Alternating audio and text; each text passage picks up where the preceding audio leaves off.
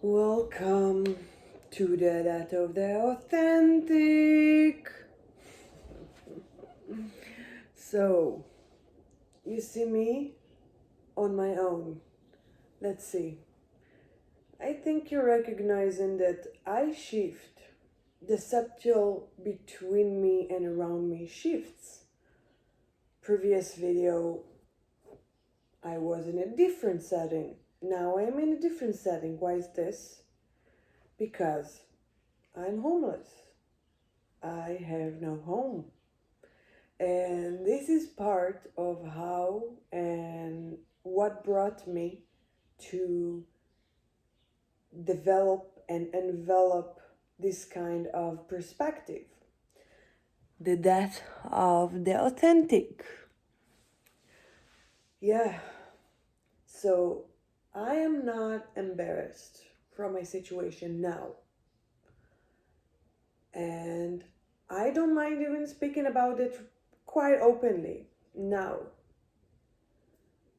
But years ago, and even sometimes now, it glimpses in my heart, but the embarrassment and the fear and the lust and the lack of a sense of community to support me, all those things that were extremely sentimental for me now are factors. And when I moved to perspective that sees all those stuff as factors, I could notice how many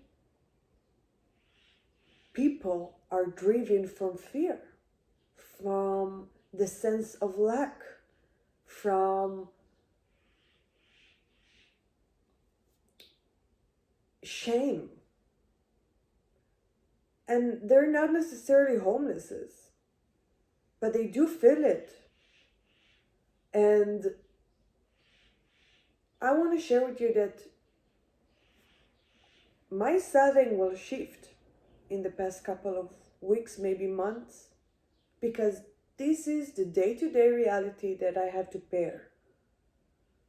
And I'm not gonna put any green screen on it, despite the fact that I have all the abilities and the capabilities to edit as a cinematographer. But here, I will choose not to, because as wrong as it is, we're looking at life. I am looking at life. And I want to share this with you because this is just the tip of the iceberg in relation to what is the death of the authentic. Because the feeling of insecurity, instability of home is in relational to economical and sociological status quos. And before I continue expanding all of that,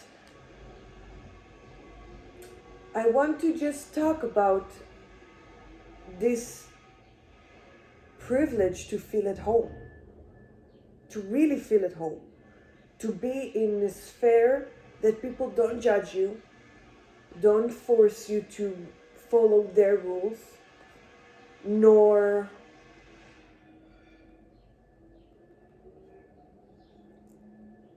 challenge our own perception of home.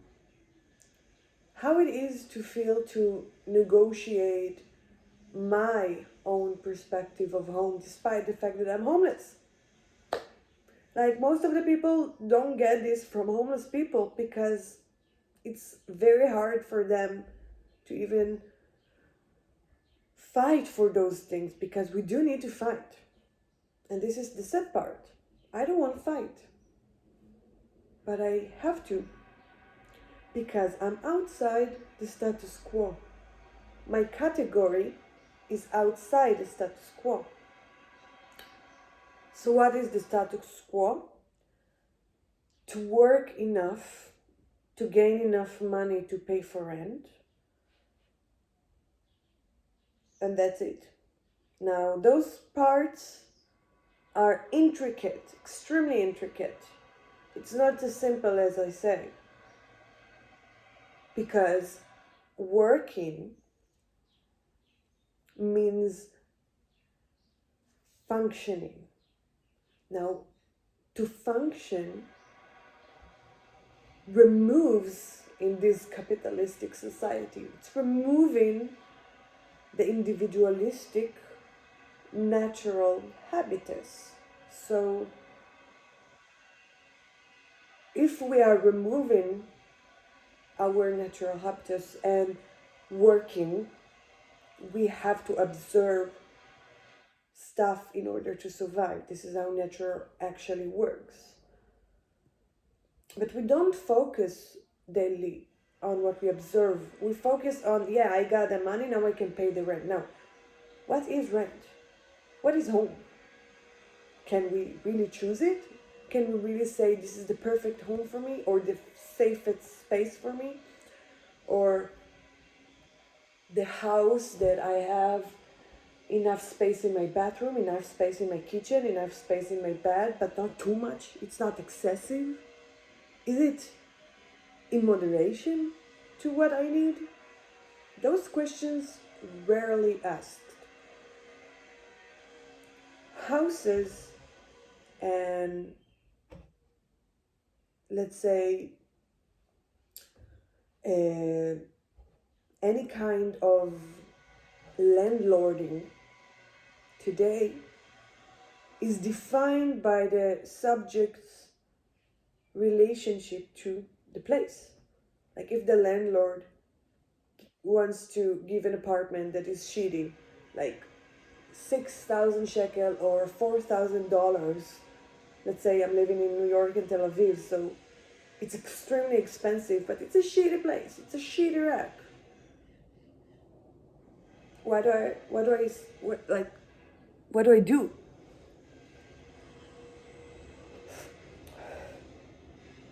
What do we do?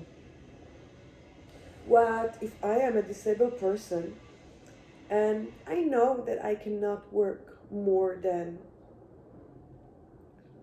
let's say, top 75% a job, like from a job. I cannot do full time. It's like part time or maybe 75%.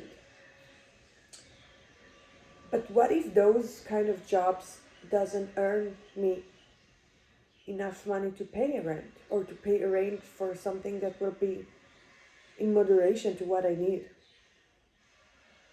So those imbalances are part of the status quo. They're part of what expected of us before we even ask ourselves why and how and what is good for us.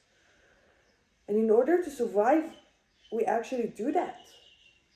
And someone like me who can do that, like I literally can't, but there were times that I did.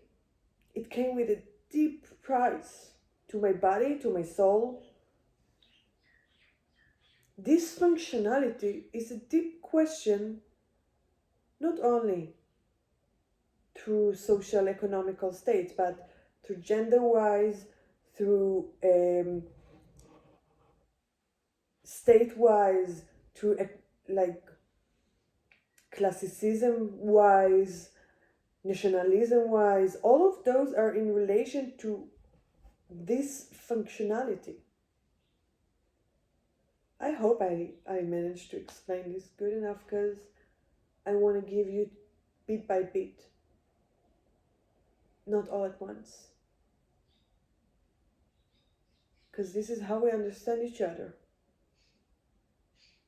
Bit by bit, sharing, taking back, sharing again, making mistakes. Like that. And then we can communicate. Then we can understand what's safe might mean, what home might mean, maybe what gender might not mean. Anyhow, this is for today, for the death of the authentic. And I have to move myself every time, because without movement we get stagnated. Do you understand? Oh, you hear that? This was part of stagnation. We don't want to be stagnated because it's not ecological. Only plastic gets stagnated. Remember that. See you next time.